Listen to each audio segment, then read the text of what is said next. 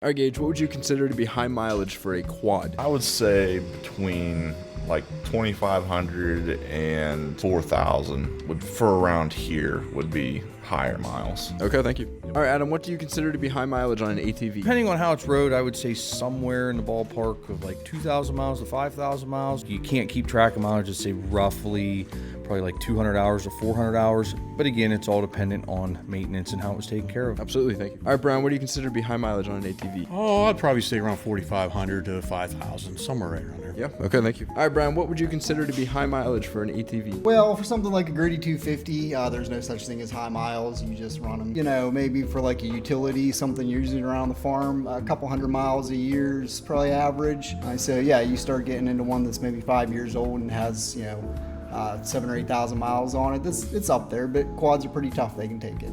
Yeah, they can, thank you. All right, Carrie, what do you think is high mileage for an ATV? The most I've ever seen on one was around 4,000 miles. Yeah, it's pretty good, thank you. Yep. All right, Bill, what do you think is high mileage for an ATV? For a quad, probably 6,000, 7,000 miles. Depends on how it was taken care of, but that's a lot of riding on a quad. That it is, thank you. Yep. All right, Tony, what do you consider to be high mileage for an ATV?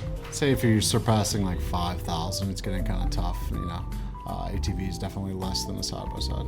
Yeah, for sure, thank you. All right, Steve, what do you think is high mileage for an ATV? Like anything else, that's greatly going to depend on how it's been used. I'd say typically we would consider a higher mileage ATV probably in the like 5, 6, 7,000. Big part of that's just because you don't see many ATVs with that many miles. It's a lot more comfortable to sit in a side by side and ride tons of miles. But yeah, I'd say on average that's about getting high for an ATV. Yeah, very fair, thank you.